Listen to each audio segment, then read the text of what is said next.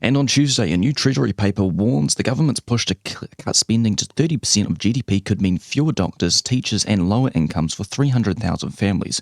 With health costs alone set to soar, officials say the plan leaves a $10 billion hole, raising fears of deep cuts to core services. Gone are the days that would have a $10 hole, would just be a rounding error. Not even that. That would be amazing.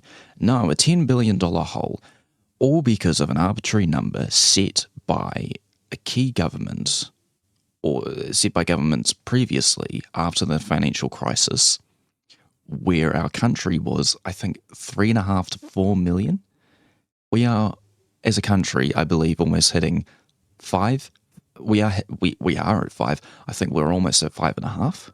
Our current services are spending GDP, spending of GDP for public health, not public health, but public services rather. It's, I think, 32.7. Well, it's above 32%. They want to decrease it. It's not working right now at that amount. What's going to happen when they want to cut further? And this is what scares me next year. Not to go on a tangent, but this is linked to this topic. I am really, I think the government's going to win next year. I just think that it'll be close. It'll be goddamn close, and we'll have further analysis between me and Lennox on this on the election in the months to come. Obviously, I think next term will be a watershed moment in this country's history.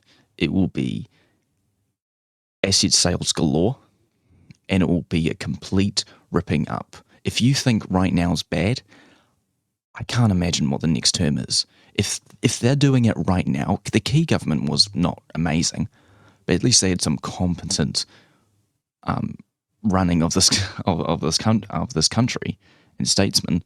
You know, whatever you think about John Key, they had plans, and yes, you know, I could name you off the hilt about the amount of thing. And I've not paid attention at politics back then because I was a little child.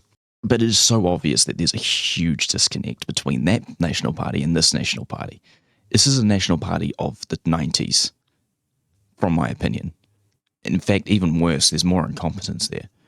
It is a pale imitation. It's obviously a pale imitation of the days back then. There's nothing really. I can't really say anything more than it is again another arbitrary number that the National Party specifically, and also the Axe Party, but specifically, I want to target the National Party because they're a major party.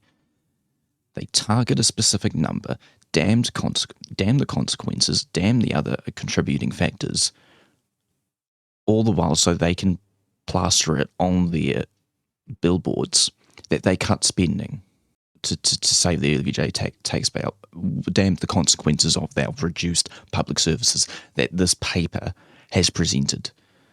That we will have to expect a complete downgrade of every service in the years to come if we stick with this plan.